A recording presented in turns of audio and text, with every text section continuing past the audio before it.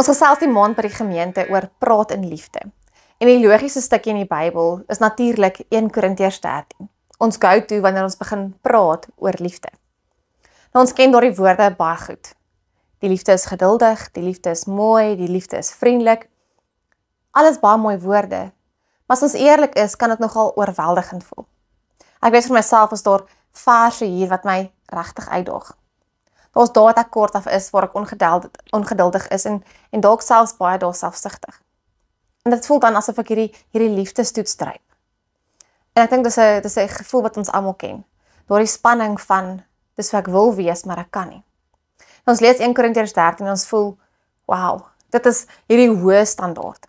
Dit kan amper voel asof dit 'n klomp moets en moenies is, wat ons selfs met die beste bedoelings nie altyd reg kry nie.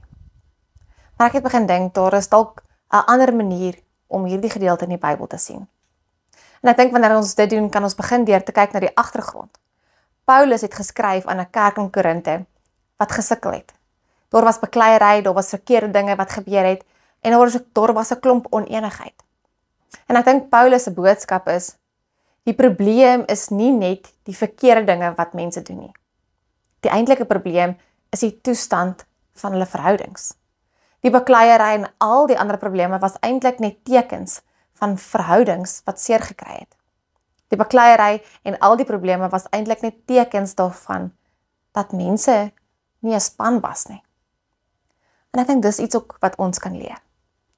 So wat as 1 Korintiërs 13 nie in die eerste plek 'n lys is van reëls nie, maar eerder 'n beskrywing van hoe 'n gesonde verhouding behoort te lyk.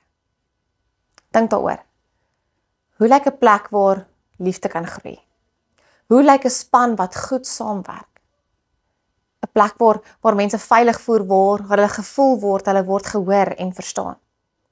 'n Plek waar daar vertroue is, waar mense seker is van mekaar se goeie bedoelings. 'n Plek waar mense mekaar respekteer, waar verskille geëer word en almal se opinie stel. 'n Plek waar mense hulle harte kan deel sonder om bang te wees om seergemaak te word. Sien, 1 Korintiërs 13 is nie 'n lys van dinge wat ons moet doen nie. Ek dink dit is eerder 'n beskrywing van 'n atmosfeer, 'n omgewing waar mense 'n span kan wees. En ek dink dis eintlik wat Jesus gedoen het. Ons praat oor sy dood vir ons sondes en dis 'n groot waarheid. Maar uiteindelik dink ek het hy dit gedoen om 'n verhouding met ons te herstel. Om 'n plek te skep waar ons by die Vader kan hoort. 'n Soort agape liefde, daardie liefde wat jy jouself opoffer. En dit gaan nie daaroor om jouself altyd af te maak of maar om plek te skep maar ek dink dit gaan oor om 'n plek te skep vir gesonde verbintenis, om 'n span te wees. So vandag wil ek jou uitnooi om nie net na 1 Korintiërs 13 te kyk as 'n stel reëls nie, maar 'n uitnodiging. 'n Uitnodiging om 'n plek te skep waar liefde kan groei, waar ons 'n span kan wees, waar ons in verhouding met God en ons verhouding met mekaar beter spanmaats kan wees.